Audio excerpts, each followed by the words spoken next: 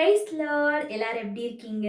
இன்னைக்கு என்னோட வாழ்க்கையில தேவன் என்னை எப்படி தேர்ந்தெடுத்தார் அப்படின்றத தான் நான் உங்க கூட ஷேர் பண்ணிக்க போறேன். இன்னைக்கு என்னோட 30th பர்த்டே.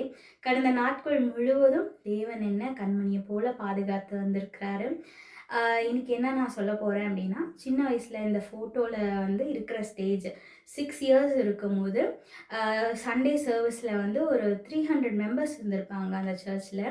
அப்போ பாஸ்டர் வர்ஷிப் லீட் பண்ணிட்டு இருக்கும்போது ஏசப்பா பாஸ்டரை ஸ்டாப் பண்ணி, இப்போ 6 வயசுல உள்ள பிள்ளைகளுக்காக ஜெபி அப்படின்னு சொல்லிட்டு ஆவியில் ஏவிருக்காரு. அப்போ அந்த பாஸ்டர் இந்த சபையில் யாரெல்லாம் 6 வயசுல இருக்கீங்களோ அவங்களாம் எந்திரிச்சு நில்லுங்க அப்படின்னு சொல்லியிருக்காரு.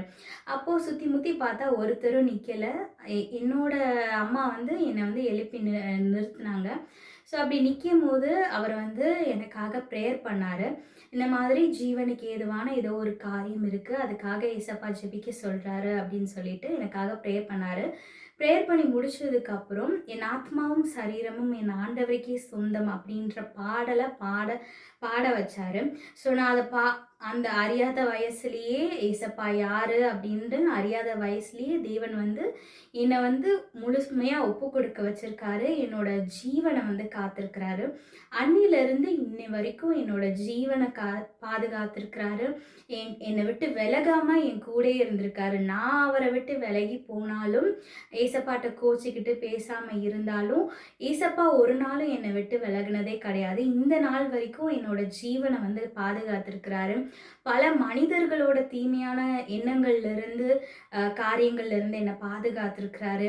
என்னை ஆசிர்வதிச்சிருக்கிறாரு. எனக்கு நல்ல சுகம், பலன், ஜீவன், ஆரோக்கியத்தை கட்டளையிட்டிருக்கிறாரு. ஸோ இந்த நாள்லையும் நான் இந்த மாதிரி நின்று உங்கள் கூட ஏசப்பா பற்றி பகிர்ந்து கொள்கிறேன் அப்படின்னா, அது தேவனோட சுத்த கிருபை.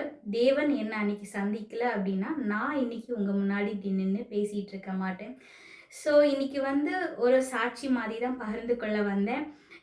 தேவன் உண்மையுள்ளவர், அன்பானவர். அவர் என்ன நேசிக்கிறது போல அவர் உங்கள் ஒவ்வொருவரையும் நேசிக்கிறார்.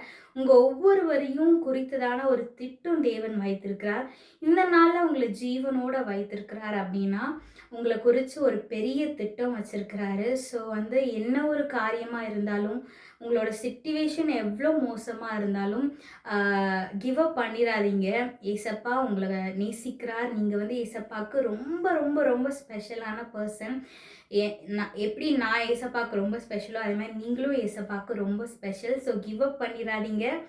கர்த்தர் நிச்சயமாக உங்களோட வாழ்க்கையில் பெரிய காரியங்களே செய்வார். ஆமீன்.